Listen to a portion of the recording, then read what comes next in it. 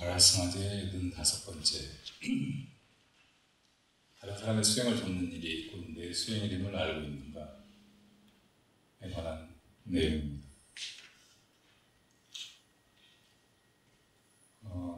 같이 한번 우선 읽어보게요.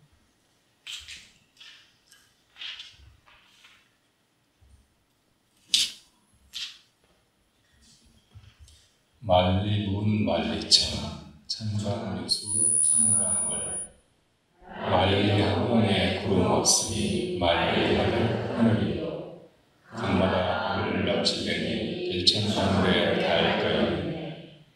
뜬구름 같은 우리 인생이여 잠시 허공에 떠가라. 흩어지면 본래의 창문뿐이다.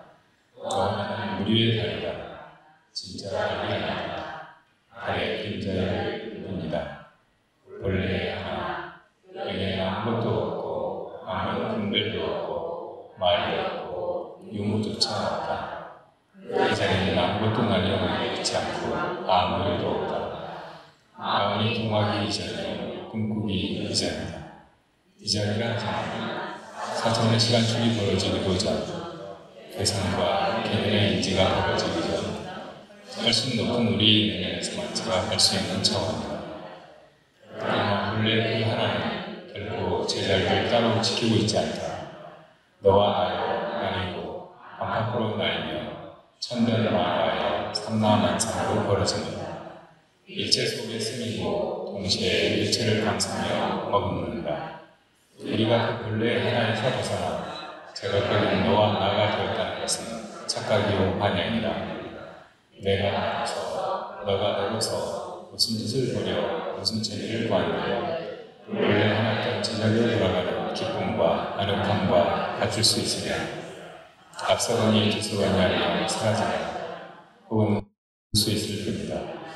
쇠니가 나는 나라는 너는 너라는 화물을 각자 받는 것 그리고 때로는 함께 받는 것 이 두렵고 아픈 탈피의 과정에서 우리가 서로를 도울 수 있다는 것은 놀랍고 아름다운 마지막 기적이다.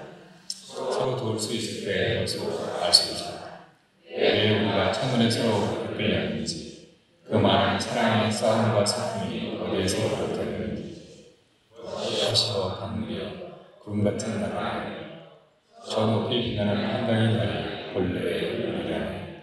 달을 믿자고 고개로 달을 보자고 다시 우리 하나의 달을 이루기 위하여 천만의 눈동자들이 진짜 눈을 보자고.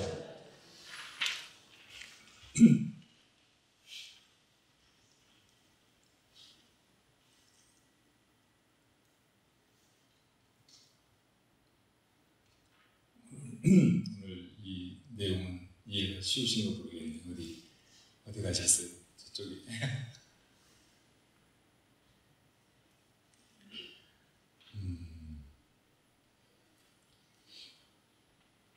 지금 비가 너무 많이 와서 곳곳에서 물난리가 나고 많은 사람들이 생각하고 이재민이 많이 생겼습니다. 정말 아직 그치지 않았고 비가 더 내릴 테니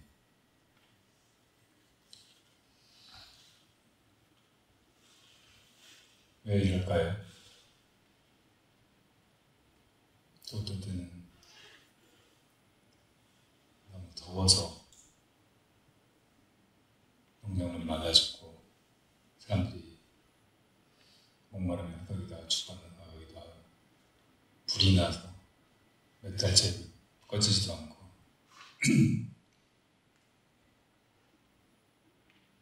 지구가 엉망이에요.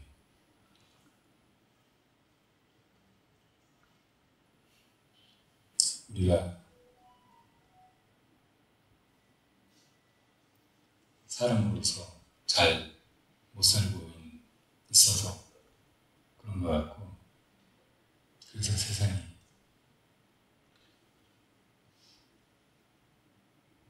안 좋습니다. 개 같아요. 비가 와도 개만 오고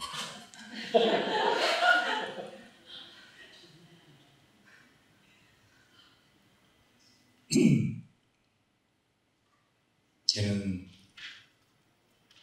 좋은 동물이에요? 안 좋은 동물이에요?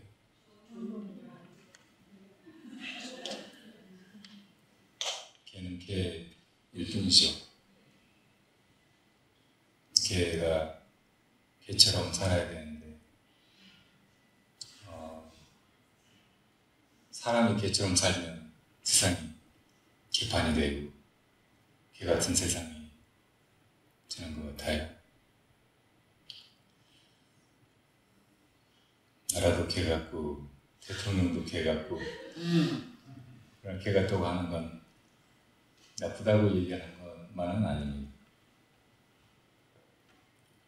개는 사람과 가장 가까이 있는 동물이고 아주 옛날부터 우리가 가축으로 길들여온 그런 동물입니다. 이제 유전학자들은 개가 사람이 길들여서 가축이 된 건지 아니면 여러분들이 사람 곁에 있는 걸 좋아하고 어물어물 사람 옆에 와서 살고 하다가 가축이 되었는지 그건 확실치 않다고 얘기를 하더라고요. 그래서 유전학자들 중에 개 가축화 과정을 연구하는 사람들이 옛날부터 있었습니다. 다윈부터 그랬다고 하고 1930년대 스탈린의 대공포 시대에 러시아에도 소련에도 벨라예프라고 하는 유전학자가 있었어요. 근데 스탈린이 유전학을 좋아하지 않았대요. 공산주의 그 이론으로 소련에 혁명이 일어났고 그래서 결국은 레닌과 그 축이 붉은 군대의 그 혁명으로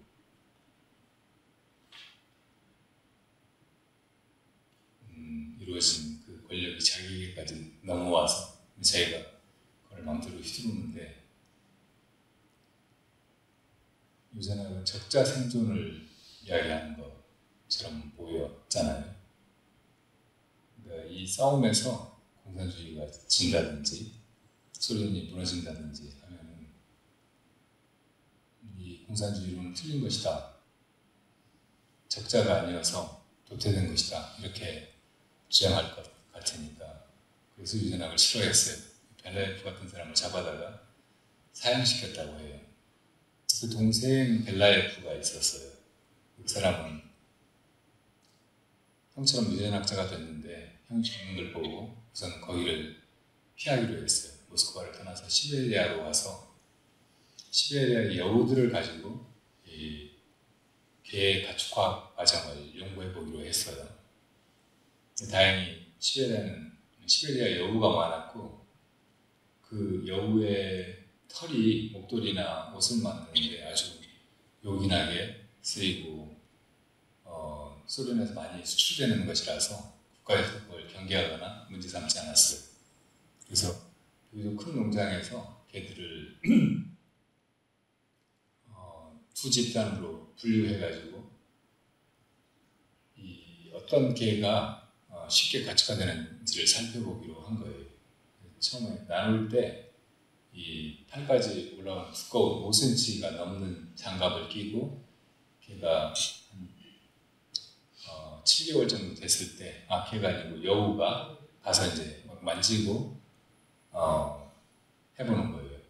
근데 어떤 개들은 물어요. 그럼 그런 개들은 따로 이제 다른 집단에 보통 집단에 분류시키고 그 중에서 사람을 물거나 하지 않고 가까이 하고 좋아하고 하는 놈들을 골라서 그 개들끼리 교배를 시키는 거예요. 그러니까 다른 유전적인 특징은 굳이 알아보려고 하지 않고 이 사람한테 친근성을 얼마나 드러내는가를 가지고 집단을 만들어서 이제 그 개들끼리 교배를 하면서 몇 대째 계속 그 유전 형질이 지켜져 가는지 어떤 식으로 발전하는지를 살펴본 거예요. 그 사람이 그렇게 하다가 나중에 제자가 물려받아서 그 연구를 계속 해간 끝에 50년 만에 놀라운 변화를 발견했어요. 개들이 이제 다른 그 비슷한 종들, 늑대나 여우하고 다른 특징이 우선 주둥이가 길지 않고 짧은 거예요. 뒤쪽에 이 이 두개골이 크지가 않아요. 줄어들어요. 그래서 우리 보통 보는 개들처럼 아담하고 편안하고 보기 좋고 그런 개가 되어야 되잖아요. 근데 그 모든 특징이 그 50년 사이에 현저하게 나타난 거예요. 50년 뒤에 이 여우들은 완전히 개의 모양도 그리고 가축이 돼가지고 전혀 야생성을 보이지 않고 특히 이제 이 사람 그 중에서도 이제 자기를 길러주고 먹이를 주고 가까이 이렇게 아는 그 사람한테 너무나 친근성을 보이는 거예요. 좋아하고 와서 재롱 피우고 또 사랑받는 걸 좋아하고 완전 개가 된 거예요. 그리고 뇌 안의 호르몬 중에서 이제 이 세로토닌이라는 게 있는데 그게 이제 어떤 그 개체의 공격성을 감소시키고 이 사랑이나 친근성을 드러나게 하는 호르몬이라는 거예요. 근데 그 호르몬 자극을 전혀 관찰하지도 않았고 변화를 주지도 않았는데 이 친근한 그 여우들끼리 교배해가지고 나타난 나중에 이 개는 5배가 세로토닌이 많이 분비되는 거예요. 그러니까 개 수준이 된 거라고 완전히. 그러니까 이 연구가 뭘 보여준 거냐면 안에 유전자 변화라든지 호르몬의 변화 이런 것에 의해서 사람이 혹은 동물이 변화해왔다기보다는 그 개체가 가지고 있는 어떤 행동의 특질, 이게 친근성을 많이 보이느냐, 공격성을 많이 보이느냐 이런 것에 따라서 다르게 진화해왔다는 걸 우선 보여준 거예요. 그 중에서 이 서로 경쟁하고 강해서 다른 걸 막 잡아먹고 공격하고 막 하는 놈보다 친근한 놈들이 훨씬 많이 발전하고 진화하고 그리고 또 번성해 왔다는 거예요. 아까 이제 변화들 중에 또 한 가지가 이놈들이 훨씬 새끼를 많이 낳는 거예요. 그리고 심지어는 이 번식 주기가 짧아요. 가임 기간은 늘어나고 또 이 임신했을 때 태아의 이제 뱃속에 임신하고 있는 그 기간이 굉장히 짧아진 거예요. 이상한 일이죠. 그러니까 유전 형질 이것이 그 개체의 성격이라든지 행동을 변화시킨 게 아니고 이놈들의 성격이나 이 마음 쓰는 것이 유전적인 변화를 가져오고 그 동물을 여우에서 개로까지 바꿔버린 거예요. 그러니까 다윈의 적자 생존의 법칙은 강한 놈이 살아남고 강한 놈이 다른 것을 다 이기고 잡아먹고 하면서 나중에는 강한 것만 선택이 된다는 것이잖아요. 그게 아니고 그 측면보다 서로 사랑하고 협조적이고 공감하는 능력이 뛰어난 것들이 더 잘 살아남고 이놈들이 선택된다는 이야기입니다. 그러니까 사람도 아마 이제 옛날에 공룡 시대부터 물론 이제 그 뒤에 나타나긴 했지만 아주 무서운 야수들이 많은 그런 정글에서 사람이 강하고 힘이 세고 막 그래서 살아남았다기보다는 혹은 머리가 좋아서 살아남았다기보다는 서로 간의 공감 능력이 뛰어나고 의사소통을 잘하고 막 그래서 협력해서 이 야수들을 물리치고 지구상의 최강자가 되어왔다고 말할 수 있는 거예요. 사람 중에서도 싸움 잘하고 다른 놈 막 잡아 죽이고 해치고 막 해서 권력이라든지 재산을 먼저 차지하는 놈이 번성하고 잘 해온 게 아니고 그 반대로 자비롭고 공감 잘하고 다른 사람을 도우려고 하고 사랑에 넘치고 한 사람들이 훨씬 잘 살아왔다는 이야기입니다. 그러니까 이 정글에서 서로 간의 경쟁이라든지 약육강식의 법칙뿐만 아니라 서로 간에 협력하고 돕고 의사소통하고 공감하고 하는 그런 능력이 굉장히 중요했다는 말이고, 오히려 그런 후자의 능력을 가진 것들이 적자로서 선택되고 살아남았다는 이야기란 말이죠. 지구상에서 사람 다음으로 영리한 건 침팬지래요. 근데 침팬지는 머리는 좋은데 EQ는 걔보다 낮대요. 공감 능력이 좀 떨어지는 거예요.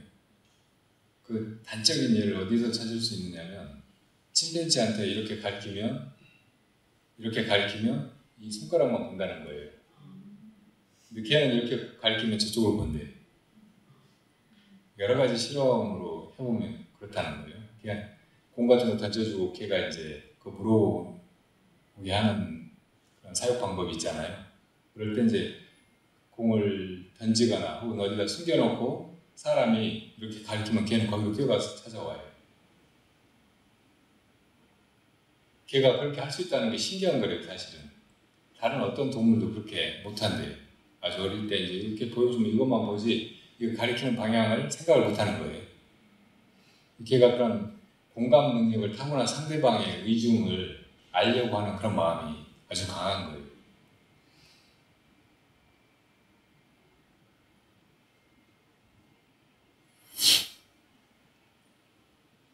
걔는 EQ까지 발달한 사람과 굉장히 가까이 할 수 있고 많은 걸 나눌 수 있고 함께 살아갈 수 있는 그런 반려동물인 거죠.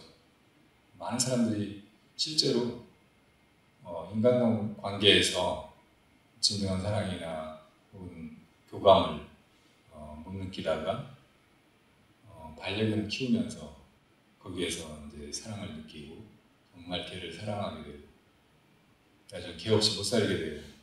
걔가 늙어서 막 암 걸리면 암 치료하러 다니고 막 가진 돈 다 쏟아붓고 죽으면 막 식음을 전폐하고 걔 막 장례 치러줄 생각하고 이러는 이유가 걔가 가진 그 공감 능력, 걔 그 EQ 때문이라는 말이에요. 걔가 뇌 속에서 분비한 그 호르몬이 우연히 나온 게 아니고 그 호르몬이 많이 분비된 걔가 선택돼가지고 그 실험에서 또 교배되고 또 그래서 더 많이 나오게 되고 막 이렇게 됐다기보다는 공감 능력이 있고 친근성을 많이 보이는 것들, 이런 것이 그런 사람하고의 관계에서 그런 게 더 자극이 되니까 더 많이 그런 세로토닌 같은 게 나오게 되고, 그래서 그런 게 또 이제 같은 놈들끼리 교배를 하면 또 그게 이제 상승작용을 일으키고 그래서 더 많이 나오게 되고 이렇게 해왔다고 봐야 되잖아요. 그러니까 우선 중요한 건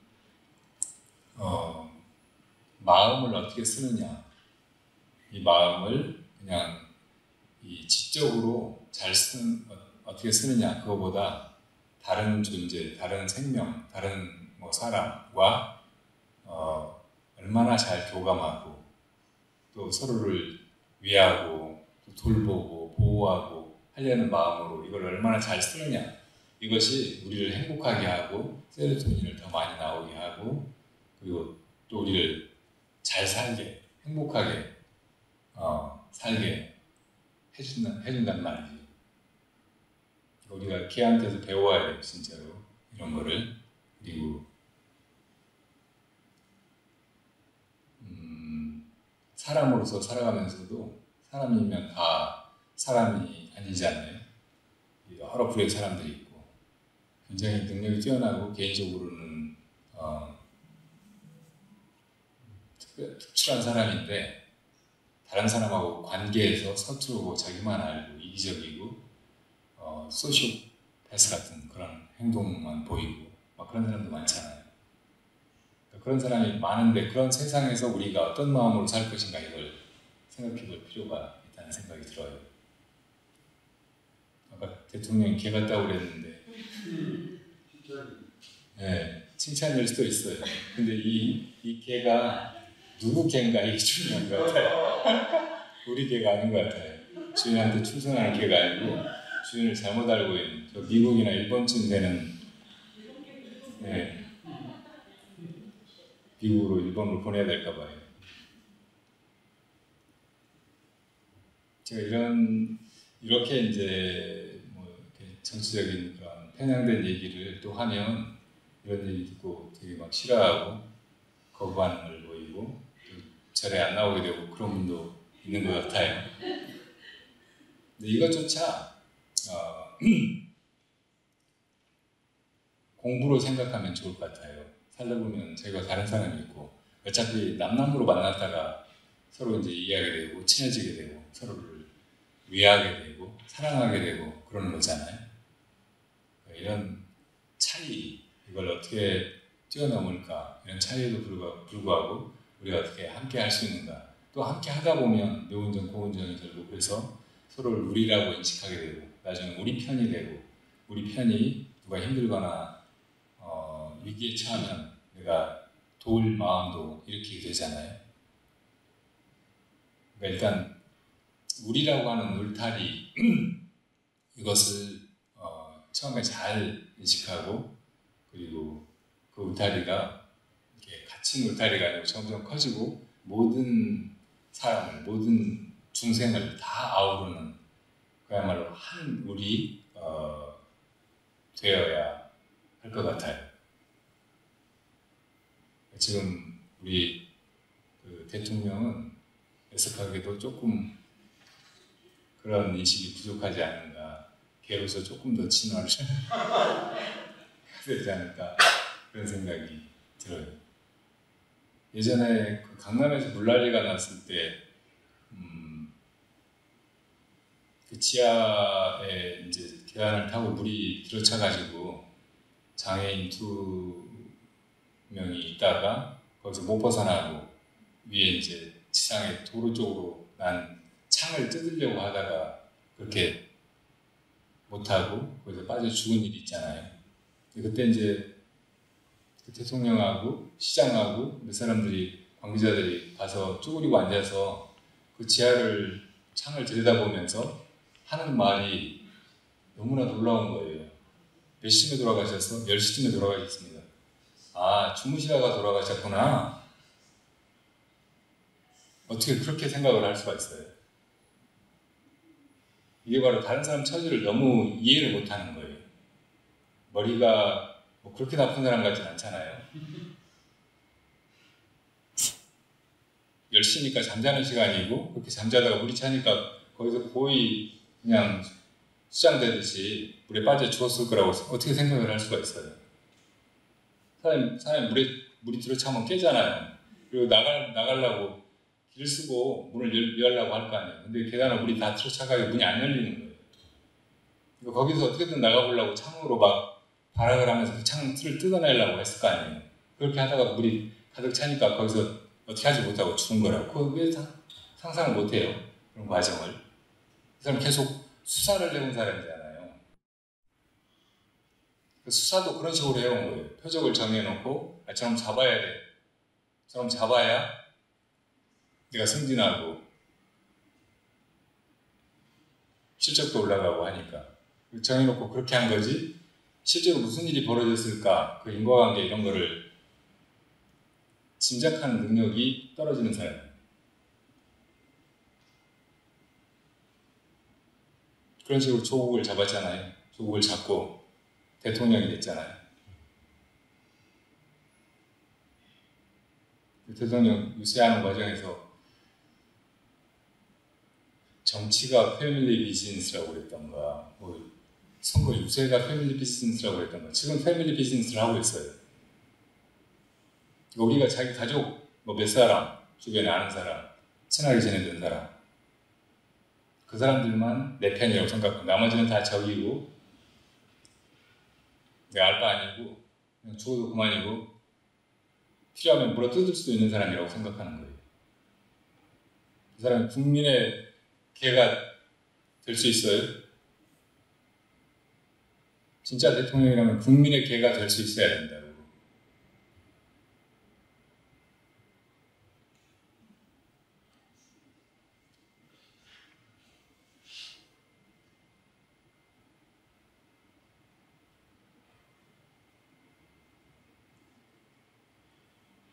법문을 해야 되는데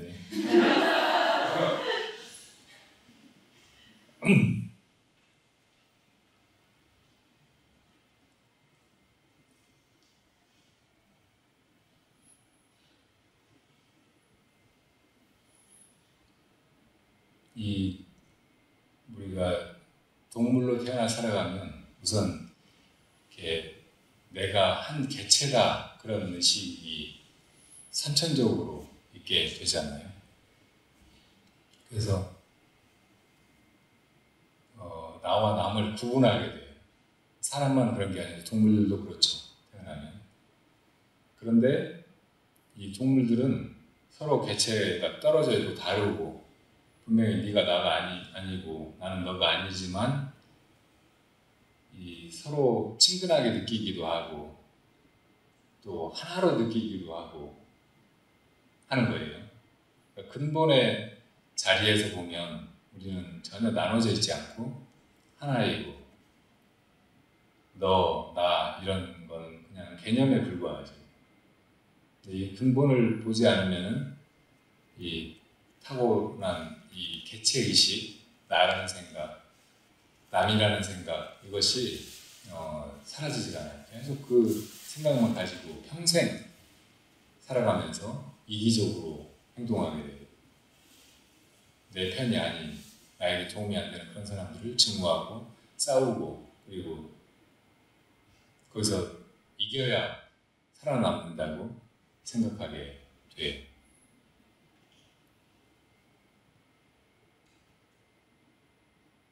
사람들은 생각으로 나는 어떤 사람이다, 나는 나다 이런 마음속에 이미지를 가지고 있잖아요. 그게 이제 에고, 나라고 하는 아이덴티티예요.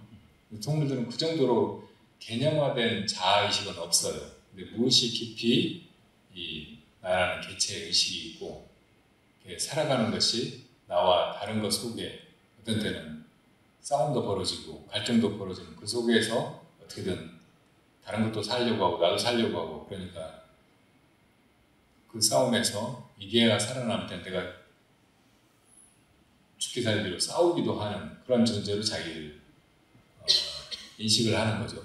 무의식 중에라도. 사람은 아주 복잡한 개념화된 자아를 가지고 살아가지만 또 동물들보다 훨씬 나은 점은 인간만이 가지는 도덕성을 가질 수 있다는 거예요. 그 도덕성은 나 혼자만의 그 내면 세계에서 필요한 것이라기보다는 함께 살아가는 공동체 안에서 필요한 거예요. 같이 살기 위해서 우리가 다 좋아지기 위해서 함께 행복하기 위해서 어떻게 해야 할까 이런 걸 생각할 때 이제 도덕이 생각하게 되는 거죠. 사람이 그 도덕성이 점점 성장하고 완벽해지면은 다른 동물들이나 평범한 사람들과는 아주 다른, 심지어는 우리보다 훨씬 나은 존재들이 저 천상의 신의 존재로 있으리라고 생각하는데 그런 존재보다도 더 훌륭한 존재가 되는 거예요. 사실은 이제 그렇게 되는 것이 깨달음의 길이고 우리가 이제 우리의 완성 그리고 우리가 추구하는 완전한 행복으로 나아가는 길이죠. 그렇게 나아가는 걸 불교적으로 수행이라고 한다면 이 수행은 이 도덕성을 가지고 자아를 넘어서는 과정이라고도 할 수 있어요. 그러니까 그런 길로 자기 완성을 향해서 나아가려고 하는 사람은 동물들처럼 혹은 범인처럼 그냥 욕심부리고 이기적으로 생각하고 행동하고 그렇게만 살아서는 안 돼요. 마음속에 높은 그리고 완전한 자기 이상의 모습이 있어야 하고 그 이 상태를 향해서 언제나 깨어있는 노력을 해가야 된다. 그리고 무엇을 할 것인가, 지금 이런 상황에서는 어떻게 해야 하는가 그런 자기 성찰이 항상 있어야 한다고.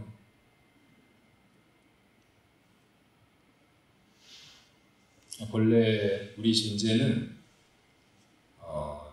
나와 남이 없는 상태에 나도 없고 남도 없고, 그러니까 그렇게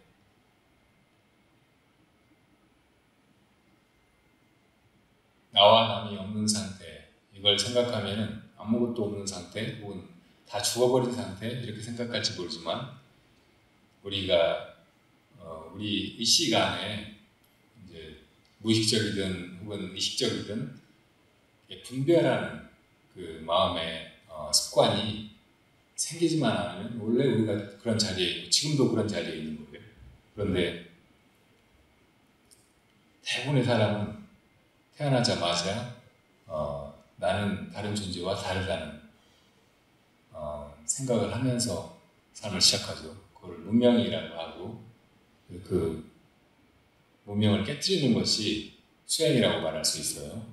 근데 그 수행이 이제 부처님께서 그 수행의 길을 가보시고, 그 끝에 이 자아라고 하는 것은 꿈과 같은 것이고 조작되는 것이고, 본래 우리는 하나이고 그 하나의 세계에는 나와 남이 따로 있지 않고 나와 내 안과 밖이 따로 있지 않고, 심지어는 모든 분별을 다 넘어서 있다고, 유무까지 넘어서 있는 그런 존재라고 우리에게 가르쳐 주시면서 우리 보고 그런 길로 가야 한다고, 그래서 닦아나가야 한다고, 이 자아의 그 공성을 깨달아야 한다고 그렇게 가르치신 거죠. 제 말이 좀 이제 복잡해지니까 졸리시죠?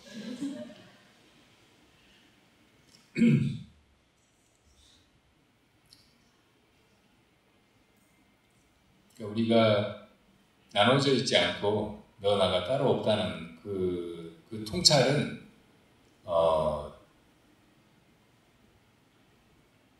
우리가 태어나기 전이나 죽은 다음에 있는 게 아니고 지금 있는 거예요. 지금 이게 이 통찰이 어디가 있느냐? 우리 내면에 있어요. 우리 안에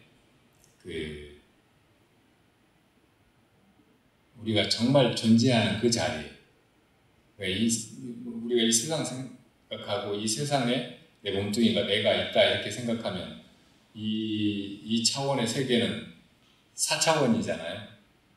이 공간이 3차원이고, 그리고 이게 시간 속에서 이렇게 변화해 가는 것처럼 보이는 거, 이게 4차원이죠. 근데 이 속에 우리가 이제 나와 남이 있고 온갖 분별이 있고 막 그런데, 그거는 이제 사실은 내 안에서 그렇게 분별하고 있는 거죠. 내 안으로 이제 이 차원을 거둬서 들어가 보려고 하면은 먼저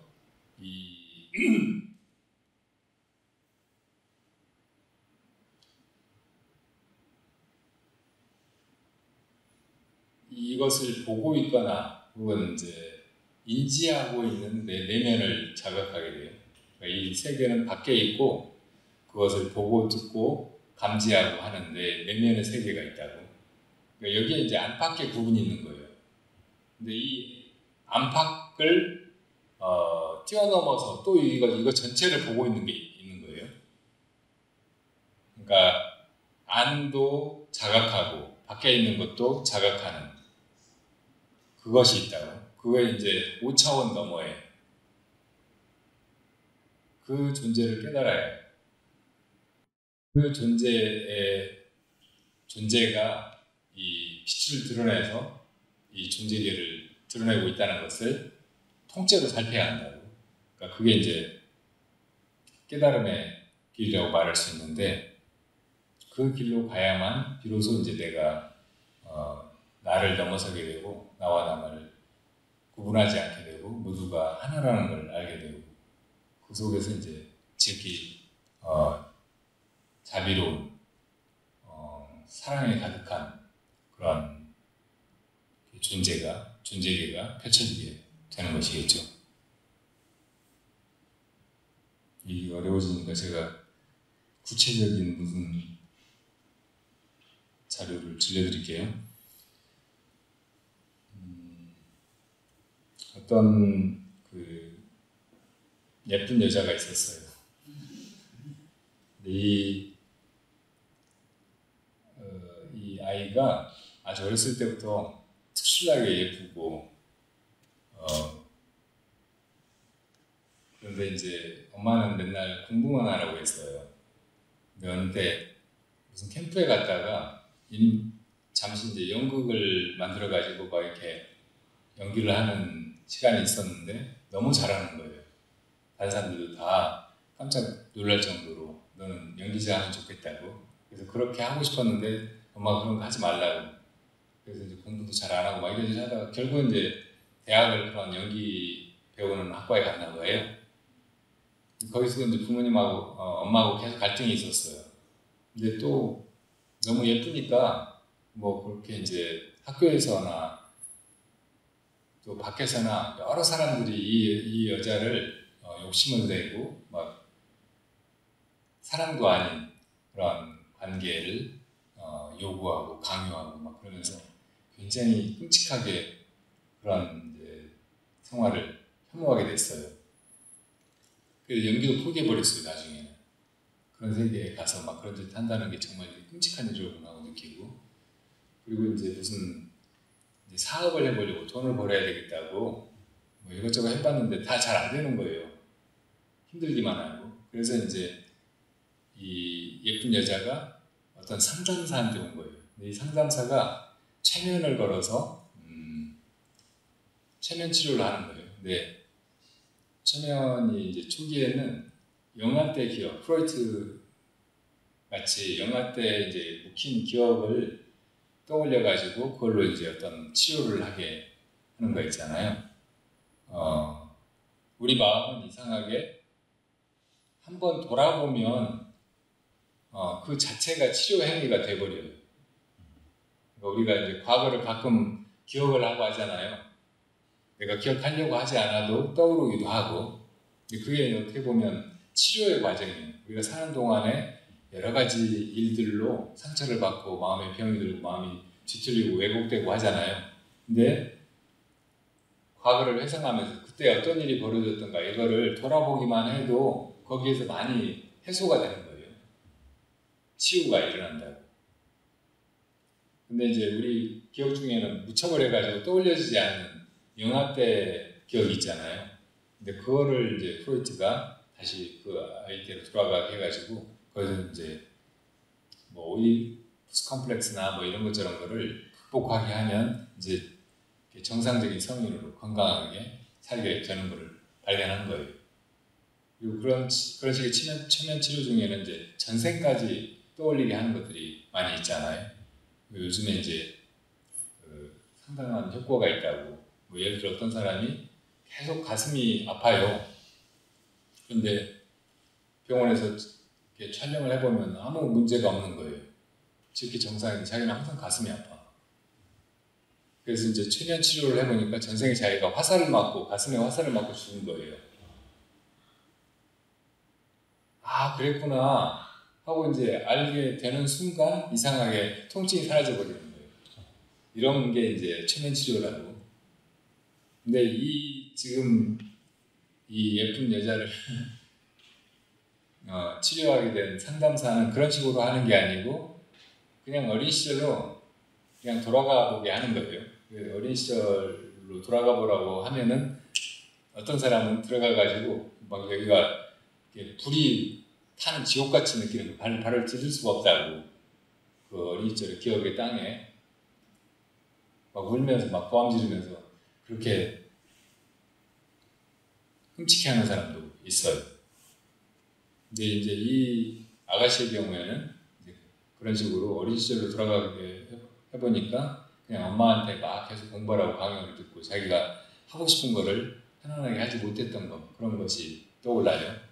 근데 이런 식으로 과거의 것을 어느 정도 치유한 다음에 이제 현재 자기가 이 과거의 자기한테 뭐 위로를 한다든지 도움이 되는 말을 해주게 하는 거예요.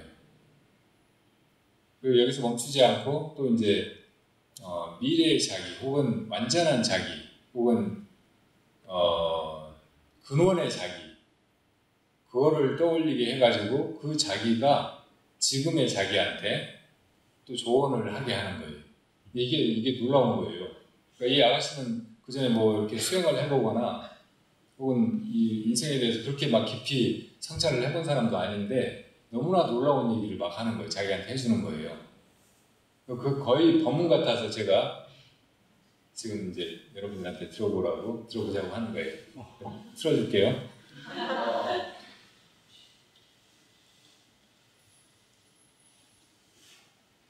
여기에 이제 이 세상의 선악이라는 게 무엇인가 뭐 그런 것도 이제 물어보고 했는데 이 아가씨가 선도 악도 원래 없는 것이다.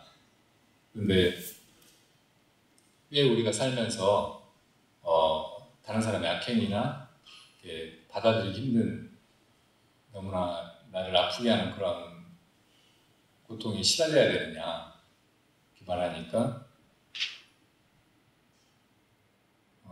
그렇게 물었어요. 그랬더니 그 아가씨가 우리가 다른 사람들한테 상처받고 괴롭힘을 당하고 하다 보면 결국 돌아오게 되는 건 자기 연민이잖아요.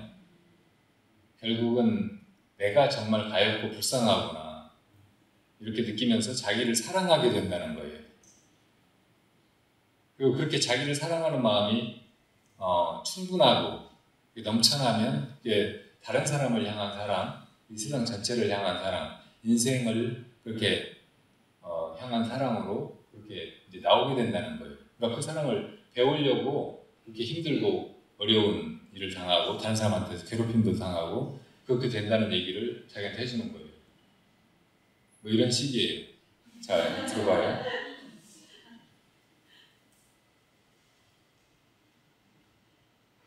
그래요. 이 선과학이 없다는 거에 대해서 사람들이 많이 좀 이해하기 힘들어하는 것 같아요. 왜 선과학이 없다는 걸까요? 우리는 모두 다 하늘에서 창조됐어요. 우리는 내가 아닌 것을 알아야 나를 알아요. 그러니까 좋은 것, 나쁜 것을 구분지어 놓고 체험을 하는 거예요. 근데 그 선과 악이 오로지 인간의 관점에서 보면 마치 지옥이 있는 것 같고 나쁜 악마들이 있는 것 같지만 그만큼의 악이 있어야 그만큼의 선도 체험할 수 있어요. 우리가 태풍이 분다고 해서 그 태풍으로 인해서 죽은 많은 사람들을 가여하지만 태풍을 미워하진 않잖아요. 그냥 똑같은 거예요. 아하. 너무 좋은 표현이에요. 악이 아니에요. 일어나는 일이에요. 그렇군요. 그런데 이렇게 세상을 하다 보면 사람들에게 피해를 받다고 미워하고 원망하는 경우들이 생기잖아요. 맞아요. 이런 사람들에게 어떤 얘기를 해주고 싶으세요? 그 이해하고 원망하는 마음도 다 같은 마음이에요. 원망을 아무리 해봤자 쥐어짜봤자 돌아오는 건 자기 연민이에요. 하지만 그 자기 연민이 뭐겠어요? 자기를 가여하고 자기를 사랑하는 마음이거든요. 남을 통해서 자기를 사랑하는 걸 깨닫는 거예요. 아하. 그런 거였군요. 그래요. 그러면 그렇게 피해주는 사람들을 우리는 어떻게 대해야 될까요?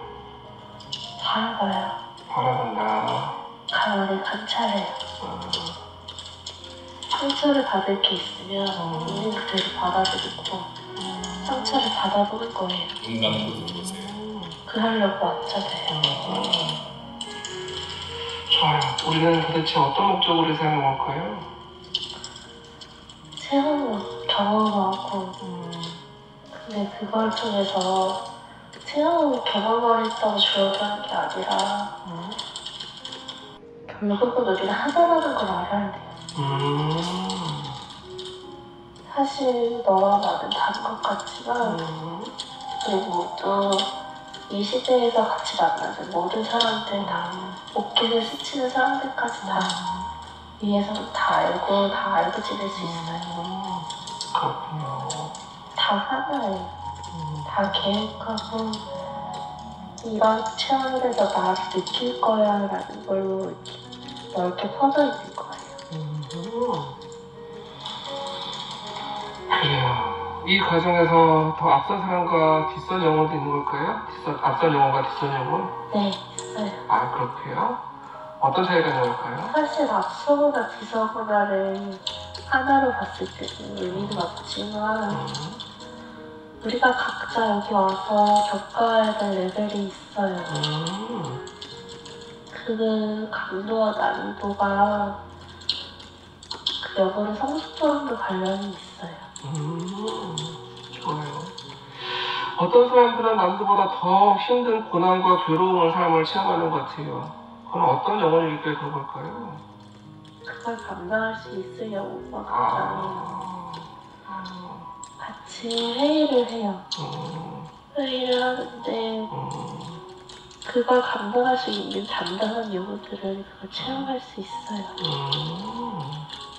그만큼 의지가 강하고 확신이 들고 자신감 있는 영혼들, 사랑이 많은 영혼들이 보통 일부러 장애를 안고 태어나요. 그렇군요. 그래요. 이렇게 더 큰 괴로움과 장애를 선택하는 건 어떤 보상도 있는 걸까요? 보상은 자신이 느껴요.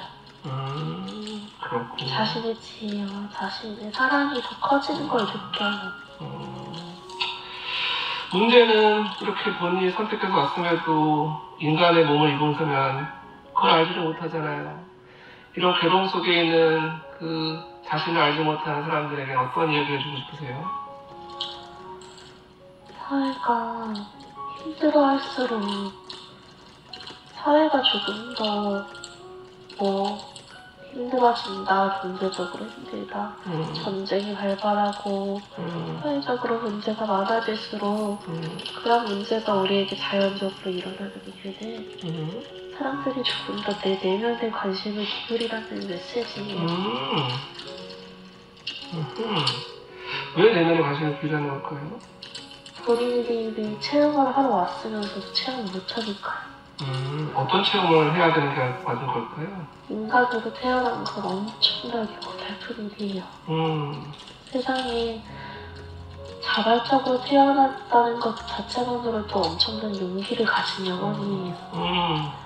근데 그 영혼이 인간의 몸에 매몰돼서 앞에 한치 앞만 보고 고통에 매몰되니 손을 못 들여다보잖아요.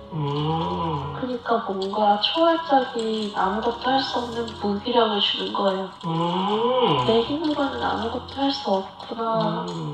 그걸 느꼈을 때 사람들은 죽음을 생각해요. 근데 사실 죽음을 생각한다는 건 내면을 생각하는 것과 같아요. 아하. 죽고 싶어 한다는 건 이 인생을 회피하고 싶은 거고 이 몸을 떠나고 싶은 거잖아요.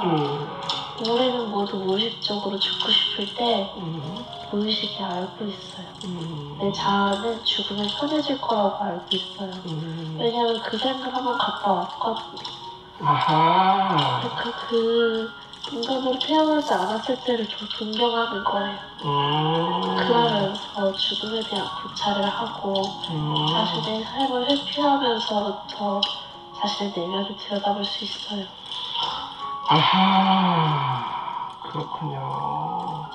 그런데 이 과정에서 그냥 삶을 마감하는 선택하는 영혼도 있잖아요. 네. 그런 영혼은 왜 그런 걸까요? 그런 부분은 자신이 감당할 수 있는 레벨보다 더 강도 높은 걸 너무 고집해서 나를 내놓아서 그래요. 근데 많은 영혼들이 그런 영혼을 많이 가려워해요. 잘못이 아니에요. 혹시 자살하게 되는 건 어떤 불이익이 있을까요? 자신이 어떤 걸 원하느냐에 따라 다른데 소멸을 원하면 아예 없는 것처럼 지낼 수도 있겠지만 다시 한번 난 잘해낼 수 있어 라는 마음이 있으면 그런 기회는 언제든지 주어져요. 아하. 같은 레벨의 인생을 똑같이 살 수 있어요. 좋아요. 혹시 이런 전생의 업보 때문에 어쩔 수 없이 살아야 하는 사람도 있나요? 어쩔 수 없이 뭔가 벌 받는 듯이 하는 사람도 있나요? 벌은 아니에요. 아무도 벌 주지 않아요. 아무도 벌 주지 않고 스스로 선택하는 거예요. 왜냐면 우리 자아는 그 누구보다 사랑이 넘치기 때문에 다들 하늘에서 알아요. 뭐가 안다고? 하늘에서? 네. 모두들 알아요. 그게 얼마나 남을 힘들게 했는지가 자기 스스로 더 깊게 깨달아요. 더 깊게 깨달으니까 자기 스스로 그거 고통을 선택해서 오는 거예요. 좋아요. 그러면 일단 이런 괴로움과 고통 앞에 있는 사람들은 어떤 마음 자세로 살아가야 할까요? 처연한 마음 자세. 처연. 괴로움과 고통을 벗어나고 싶으면 행복을 바라는 욕심부터 없애세요. 아, 그래요? 행복을 바래서 너무 욕심을 부리다 보면 사실 행복이 뭔지도 모르고 자신 옆에 있는 행복을 지나치고 사실 괴로움으로 달려가는 걸 수도 있어요. 자, 여기서 한번 좀 끊어갈게요. 침대에서 깨세요. 자, 이렇게 이제 계속 이어져 가는데 뒷부분에 돈에 대해서 물어보는 얘기가 나오더라고요. 그랬더니 뜻밖의 얘기를 해요. 돈을 더러운 거, 안 좋은 거라고 생각하고 그 돈을 구하는 사람한테는 돈이 오지 않는다. 돈은 안 좋은 것이 아니다. 돈이 있어야 가족들이 뭘 먹고 살기도 하고 집에서 편안하게 지내기도 하고 이것도 하고 저것도 하고 할 수 있는 거 아니냐. 그러니까 돈은 정말 고마운 것이고 없으면 안 되는 것이고 그래서 내가 이 돈을 가지고 나뿐만 아니라 다른 사람도 이렇게 잘 살게 해주려고 그 돈을 구하거나 기다리면 돈이 온다는 거예요. 돈은 있는 것이잖아요. 뭐가 없는 상태가 아니고 있는 것이란 말이에요. 그러니까 우리 소유라는 말도 사실은 내가 뭘 가진 것 이걸 말하는 게 아니고 바소자 있을 유자잖아요. 그러니까 있는 것 그 말이에요. 불교의 그 무소유처, 무소유 막 이런 말도 있는데 그게 이제 있는 것이 사실은 없는 것이라는 그런 말이에요. 무소유라는 말이. 근데 소유라는 말은 뭐가 있는 거란 말이에요. 근데 이 아가씨가 하는 말은 이 세상에 있는 것은 다 자기를 좋아하고 자기를 끌어당기는 것 가까이 가 있고 싶어 한다는 거예요. 근데 돈을 정말 이렇게 감사해하고 좋아하고 하는 사람이 돈이 있었으면 하면 그 돈이 옆에 오는데 돈 이거 더러운 거 내가 이것 때문에 고생을 하고 막 억지로 이거 벌려고 막 직장에서 막 그 싫은 일을 막 하면서 억지로 해야 되는 거 이런 거라고 생각하면 돈이 싫은 거잖아요. 근데 그 싫은 것을 옆에 있었으면 하면 돈이 오질 않는다는 거예요.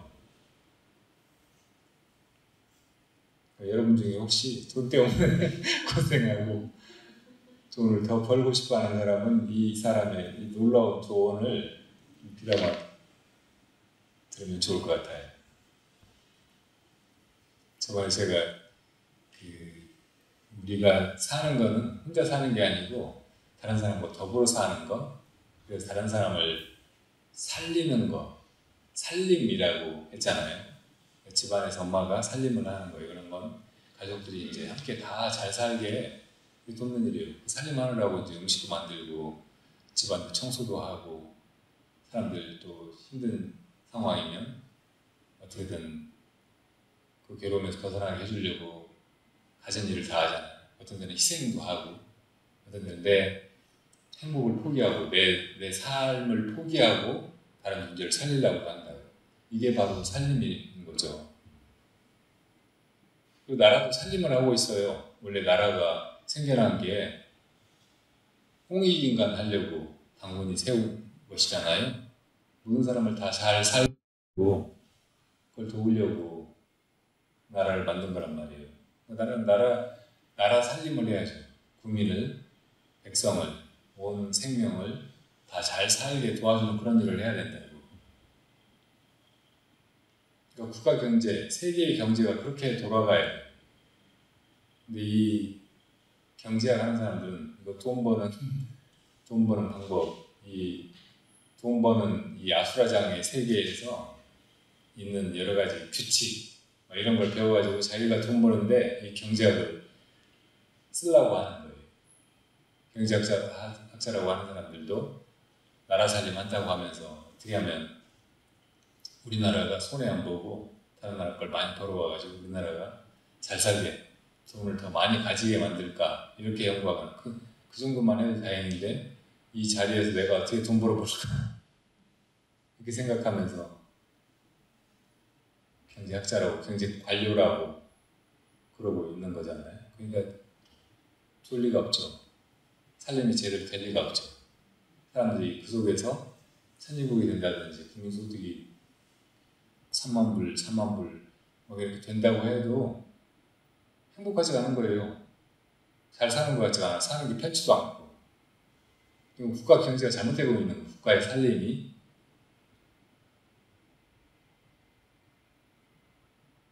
우리가 어머니 같은 마음을 빨리 회복해야 된다고. 보살심이라고 하면 또 너무 분류되거나 막 요원하는 그런 거라고 생각할 수 있으니까 이 어머니 같은 마음을 가지고 어머니가 가족을 살피듯이 그렇게 나라를 책임진 사람은 나라의 살림을 꾸려가야 된다.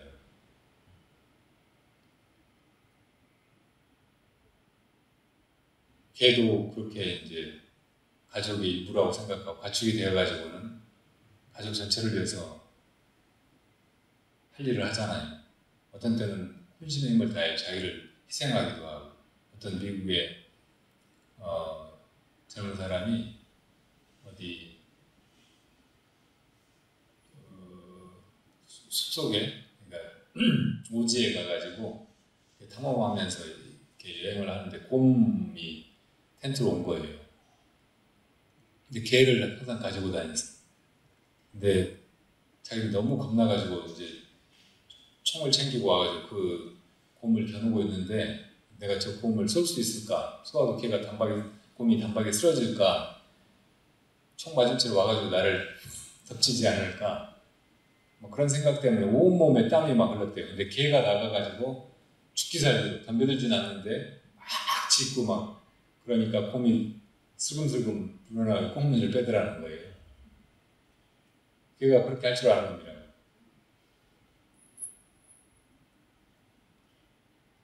우리나라 진돗개가 체구도 작고 막 그런데 엄청 용감하고 사냥개 본능이 있어가지고 몇 마리가 호랑이를 잡기도 하고 막 한다고 하잖아요. 그것도 이제 주인에 대한 충성심에서 한다고. 지가 먹으려고 하는 게 아니고 지가 이겼다고 뿌듯해야 하려고 하는 게 아니고. 저 아는 사람이 시골에 살면서 진돗개를 한 마리 키우는데 이 진돗개가 자꾸 남의 닭을 잡는 거예요. 그래서 막 야단치고 너 그러면 이제 쫓아낸다고 막 그러면 그 진돗개가 너무 억울한 표정으로 내가 먹으려고 잡은 것도 아니고 주인님 드시라고 잡아왔는데 왜 이렇게 나를 구박하느냐 이런 눈길로 쳐다보는 거예요. 걔한테는 충성심이죠. 옛날에 제가 알던 어떤 사람은 자기 집에 개를 10몇 마리를 키우는데 왜 그렇게 개를 많이 키우느냐고 하니까 개 키워가지고 뭐 잡아먹지도 않고 팔지도 않고 그런다는 거예요. 죽을 때까지 그렇게 키운다는 거예요. 그렇게 많은 개를. 그게 조상 때부터 내려오는 그 유언이 있어서 그런다는 거예요. 가오니 그 집에 어떤 조상이 옛날 오수의 개라는 얘기 들어보셨어요? 전라북도 오수라는 곳에서 어떤 사람이 어디 갔다가 이제 술 취해가지고 무덤가에 잠이 들었는데 불이 난 거예요. 그래가지고 주인 쪽으로 계속 불이 타 들어오니까 이 개가 막 주인을 깨우고 막 이렇게 옷을 물고 막 이렇게 끌어도 주인이 못 깨어나는 거예요. 그러니까 불은 막 계속 무덤가로 타고 들어오고, 그러니까 이 개가 골짜기에 가가지고 자기 몸에다 물을 적셔가지고 와서 무덤에다가 막 이렇게 적신 거예요. 무덤가로. 그래서 불이 오다가 거기서 꺼졌어. 주인이 깨나 보니까 걔는 죽어 있는 거예요. 그 사람이 저 개 많이 키우는 집의 조상이에요. 진짜로 그게 어디 교과서에도 실리고 했는데 정말 있었던 얘기인 거예요. 개가 그런 동물이라고. 그러니까 이게 이기심이 아닌 거예요. 이타심. 주인하고의 엄청난 공감 능력이 나온, 자기를 희생해서라도 주인을 지키고 주인이 좋아하는 걸 보려고 하는 그 이타심으로 그렇게 하는 거예요. 그걸 안 알아주면 너무 억울하죠. 그리고 그렇게 자기를 써주지 않으면 너무 심심해.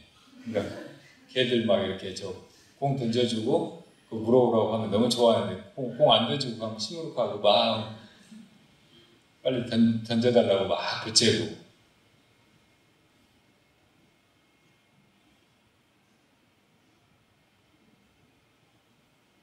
그 나라의 공복이라고 하는 공무원이나 관직에 있는 사람들이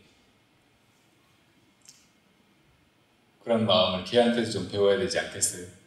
자기 혼자 살려고 하는 게 아니고 공적인 일을 하면서 많은 사람들의 안위와 행복을 책임지려고 하는 사람이면 그 정도의 마음이 있어야 되지 않겠어요? 그런 사람들을 공무원으로 뽑아야 하고, 공무원이 됐으면 최소한 그런 마음을 가져야 개 정도는 되는 거지.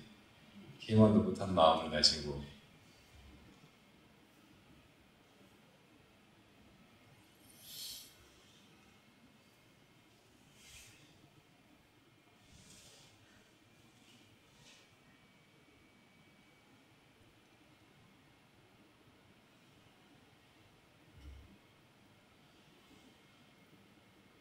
사람들이 다 나라를 걱정하고 있어요.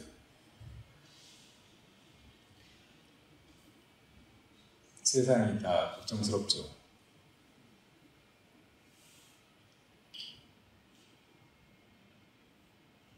네, 국민소득이 많아진다든지, 혹은 전쟁이 안 일어난다든지,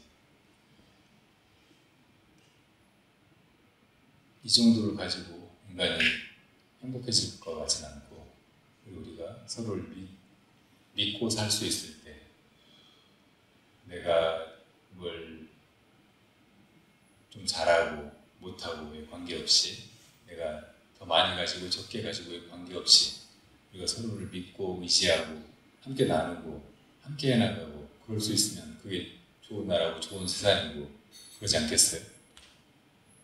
지금 나라는 정치하는 사람들이 주로 이끌어가고 있어요. 그리고 돈이나 권력을 가진 사람들이 좌지우지 해나가고, 또 그런 사람들이 카르텔을 형성해서 서로 자기들 이익을 위해서 상부상조하면서 또 자기들이 해나가는 음흉한 짓들을 언론까지 장악해가지고 잘못 알리고 잘못 통제하고 사람들이 집까지 조종해가면서 그렇게 끌고 가고 있다는 말이에요. 이게 참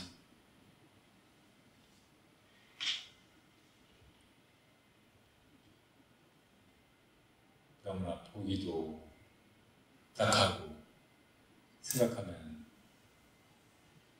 물화통이 치밀고,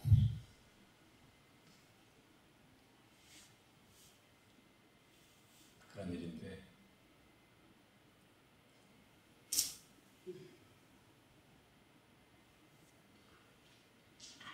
우리 조상님들이 나중에는 이 나라가 아주 잘 될 거라고 예언들을 많이 하셨잖아요.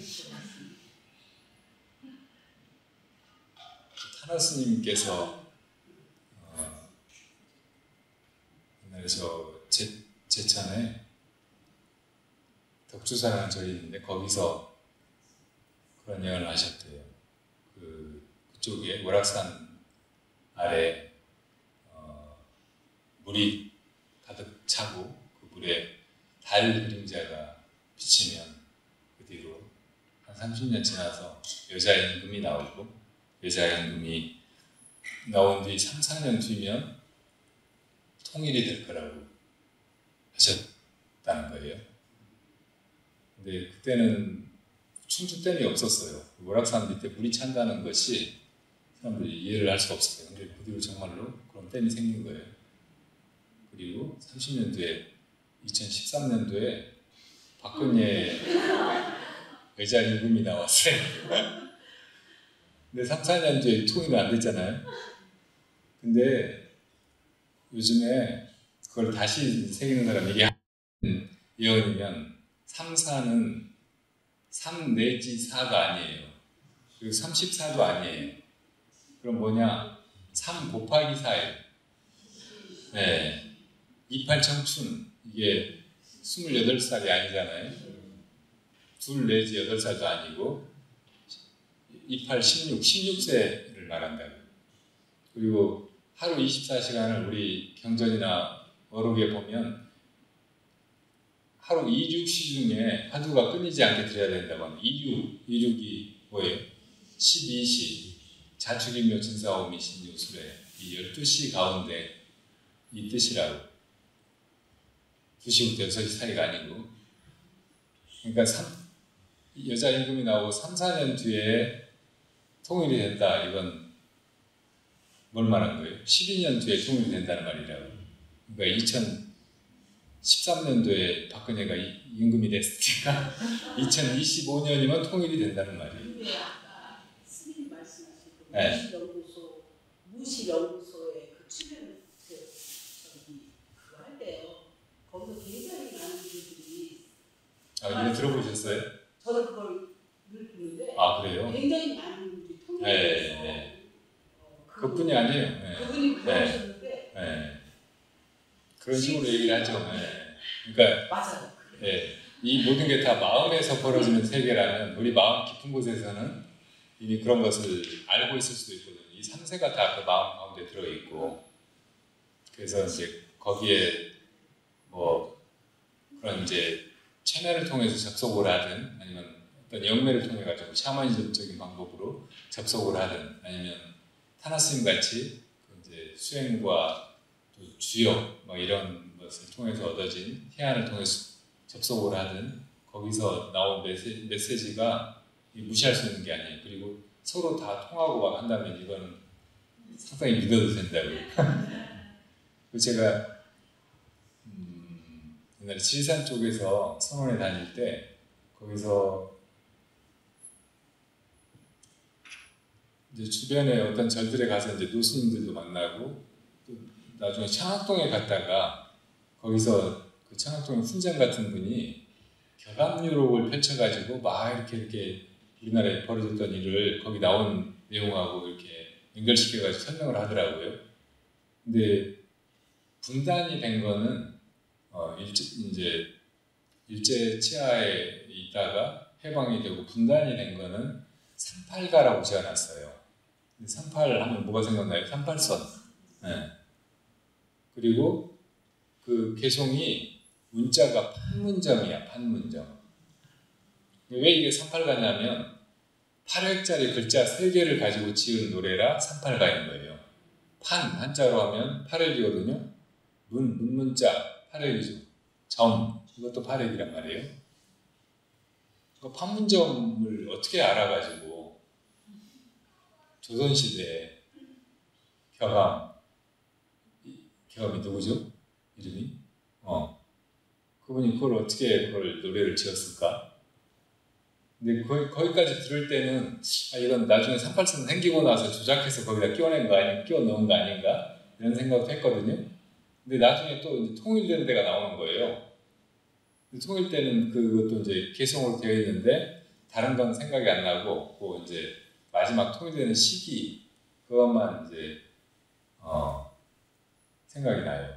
이게 어떻게 되어 있었냐면 진사, 적구, 희월래예요.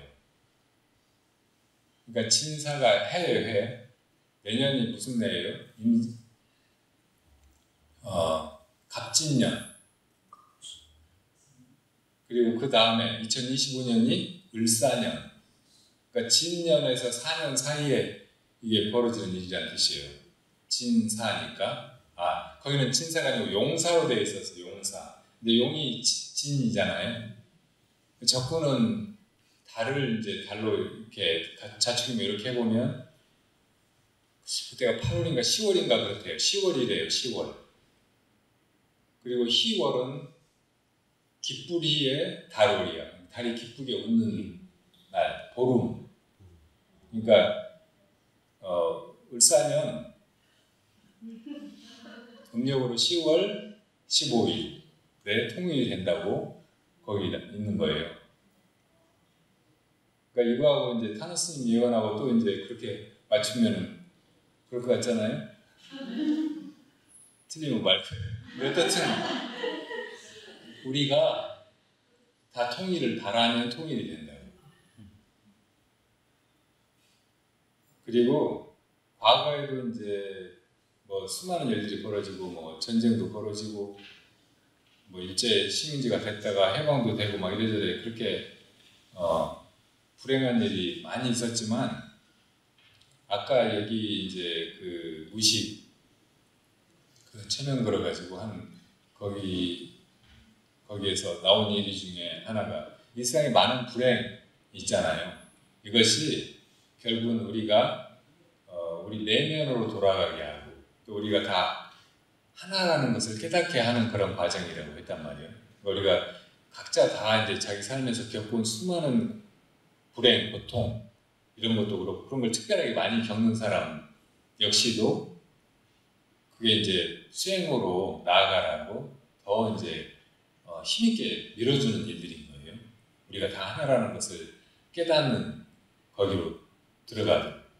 우리 민족적으로도 그렇게 수많은 불행을 겪어오고 그 외침이라든지 혹은 나라가 망하는 일이라든지 이런 걸 겪어온 것이 우리 민족이 뭔가 할 일이 있어서 그러니까 우리 민족이 이 세계가 전체가 하나이고 사람이 모두가 하나이고 너와 나, 내 나라, 너 나라가 따로 없다는 것을 먼저 깨달아야 하니까 그렇게 세계를 또 만들어가야 되니까 그 주인들이니까 우리 민족이 그런 일을 경험해왔다고 볼 수 있는 것이라 실제로 그런 것 같지 않아요? 지금 우리나라가 아니야. 이게 일본 놈들이 막 저 핵 오염수를 방류한다고 하고 미국은 막 그런 걸 종용해서라도 인도태평양을 막 자기들은 힘 안 쓰고 대신 나가가지고 막 중국하고 싸우고 그런 나라를 만들려고 하고 있는 거잖아요. 그 뒤에 무서운 세력들이 그냥 주관을 튕기고 이렇게 장기 말 마음대로 하듯이 막 그렇게 해오고 있는지 모른다고. 그런 정황이 아주 많고 과거에 이제 벌어졌던 일들, 뭐 우리가 일제 식민지가 된 거라든지, 그건 뭐 가스라 테프트 밀리아 뭐 이런 거 알잖아요. 뭐 해방되고 나서 분단된 거 이것도 다 이제 미국하고 소련하고 또 그 뒤에 있는 숨은 세력들이 외세가 그렇게 해놓는 것이 한국이 나중에 관리하기 좋고 이게 일어나가지고 뭐 어떻게 하는 것을 막을 수 있으니까 그렇게 한 거잖아요. 그리고 이렇게 이제 한반도를 나눠가지고 반쪽은 이제 중국이나 러시아 북쪽이 가져가고 반쪽은 일본이 가져가고 막 이렇게 하는 거는 임진왜란 때부터 있었던 거예요. 그리고 가스라 테프트 밀리아 뭐 이런 것도 그런 연장선에서 있었던 거고 나중에 분단시키고 이걸 실수고 통일 안 되게 만들고 전쟁 나가지고 통일 안 시키고 또 휴전선 만들어 놓고 계속 싸우게 하고 분단 비용을 지출하게 하고 경제적으로 좀 이제 나아지려고 하니까 또 막 이렇게 이제 세계적으로 요 동북아 지역에서 전쟁을 일으키고 그렇게 해서 이제 한반도가 그냥 전쟁터가 되고 여기 사람들은 다 그 희생물이 되고 이렇게 만들어가는 놈들이 있을지 모르잖아요. 있는 것 같아 보인다고. 근데 지금 그놈들 좋은 대로, 그놈들 입맛대로 지금 돌아가고 있잖아요. 그러니까 지금 우리 현 정부의 그 정책이라든지 기조가 너무나 잘못되어 있는 거예요. 이런 식으로 해가지고 이게 전쟁이, 통일이 될 수가 없어요. 근데 그 뒤에서 이 세계를 혹은 정부들을 혹은 사람들을 움직이는 그 놈들이 제일 무서워하는 게 뭔 줄 알아요? 사람들이 마음이 합해지는 거예요.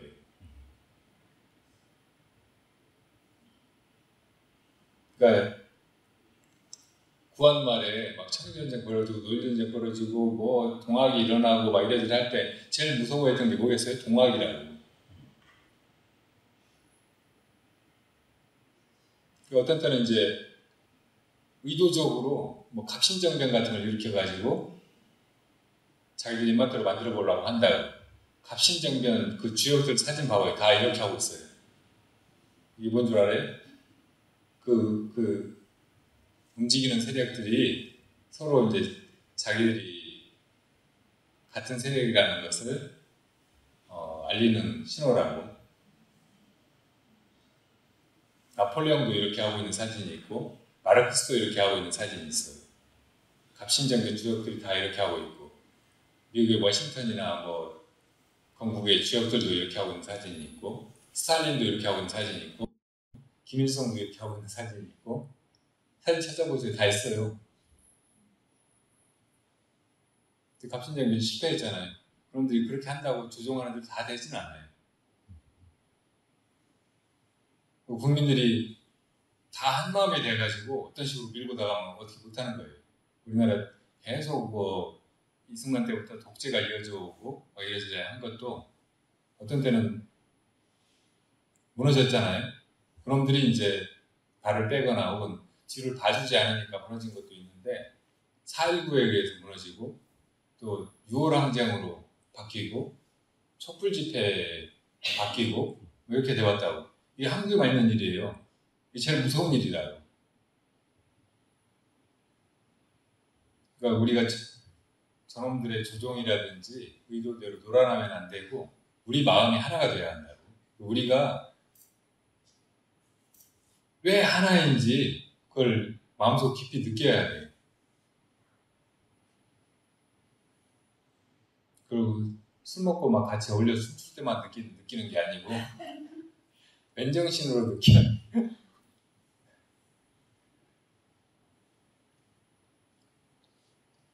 그래서 우리를 위해서 싸우고 또 선택을 하고 그 우리는 갇힌 우리가 아니잖아요.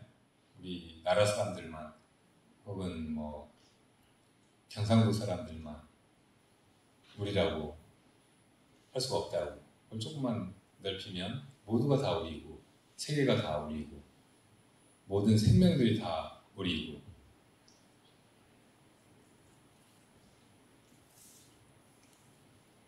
그런 자각을 우리가 내면에서 이루고 그런 태도를 가지고 그런 삶의 방향성을 가지고 그렇게 나아갈 때 이게 제일 무서운 힘을 발휘하고 이것이 나중에 모든 것을 하나 되게 할 것입니다. 통일도 그렇게 일어날 거예요. 맹자님이 그때 이제 춘추전국 시대였잖아요. 곳곳에서 나라가 일어나가지고 맨날 전쟁이고 큰 나라가 작은 나라를 집어삼키고 막 그렇게 해서 자기들이 천하의 권력을 얻으려고 계략이 있는 사람들 또 용맹한 힘이 있는 사람들 막 이런 사람들이 싸우고 할 때 어떤 제자가 천하는 언제 태평해집니까? 언제 태평성세가 됩니까? 이렇게 물으니까 천하가 하나가 될 때 태평성세가 열린다고 했거든요. 근데 진시황이 천하를 통일했을 때 하나가 됐을까요? 그게 아니에요. 사람들 마음이 하나가 될 때 사실은 본래 하나죠. 근데 나눠져 있다고 생각하고 또 이제 어떤 부분적인 땅이나 혹은 사람들을 이제 모아가지고 무슨 나라라고 하면서 자기가 거기 지배하는 권력을 독점하려고 하고 뭐 그런 사람들이 막 서로 싸우고 해가지고 세계를 하나로 만들려고 하고 그렇게 해서 하나가 된다고 태평성 세계에서요. 자, 이제 태평성세가 우리 마음에서 올 것 같아요. 근데 지금 새벽이 열리기 전에 제일 깜깜한 어둠처럼 이렇게 다 엉망진창이고 진흙탕이고 대통령이 개 같아요.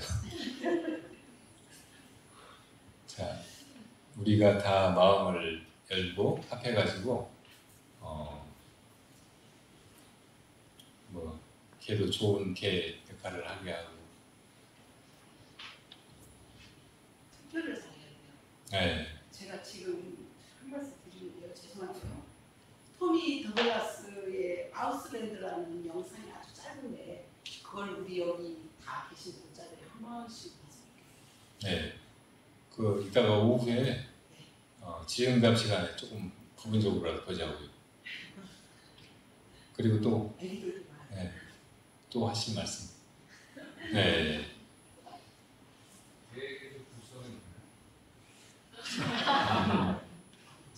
그러니까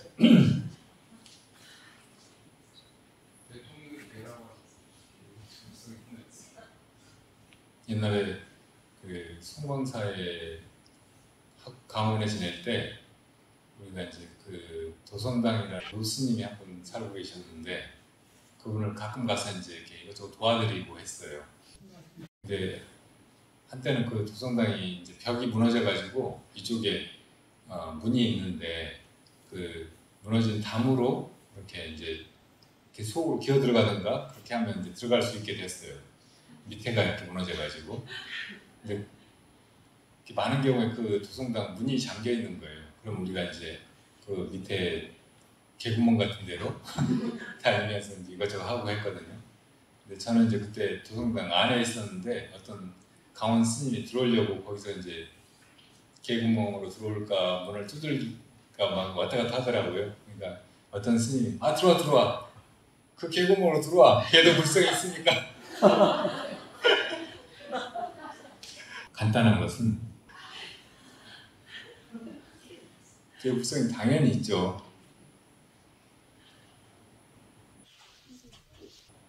사람 다음으로 그렇게 IQ, EQ가 높은 동물이 개이고 근데 개한테 불성이 없을 수가 없죠. 개보다 훨씬 못한 동물들도 불성이 있고 또 살아있지 않은 것조차 다 불성이 있잖아요. 불성이 없는 건 아무것도 없어요. 불성이 모든 것의 본성인데 그 본성을 떠나가지고 있을 수 있는 것이 어디 있겠어요. 그리고 그 본성에서 이렇게 드러나가지고 있게 되었다고 해도 이 있게 된 것을 잘 들여다보면 그 본성을 보면 다 편재한 그 비어있는 본래 성품 그거밖에 없잖아요. 그게 본성이니까 그걸 등지고 있는 것 그것과 관계없는 것이 어디 있겠어요. 다 불성이 있단 말이에요. 이건 이제 당연한 전제인데 그런데 이제 조 교수님이 걔한테 불성이 있습니까 없습니까 하니까 없다고 그러셨단 말이에요. 그러니까 이 없다고 한 뜻이 뭐냐 그러면은 이게 없다는 말이 아니잖아요. 당연히 있는 건데. 그러니까 이렇게 이제 무자 화두를 의심을 한다고. 그렇게 해서 이제 깨달아야 돼. 왜 무라고 했는지. 당연히 불성이 있는데 왜 없다고 하셨을까? 없다고 한 뜻이 없다는 말이 아니고 다른 뜻이 있는 거예요. 이 공안을 이렇게 참고해 하시면 되고요. 그렇게 참고해 가면 모든 게 다 하나라는 것을 모든 게 다 불성이 현현이라는 것을 또 깨닫게 된다고요. 자, 공양 시간이 지났습니다. 오늘은 이렇게 어물어물 물버무리고 끝내고요. 그리고 오후에 질의응답 시간도 또 남겨서 하겠습니다.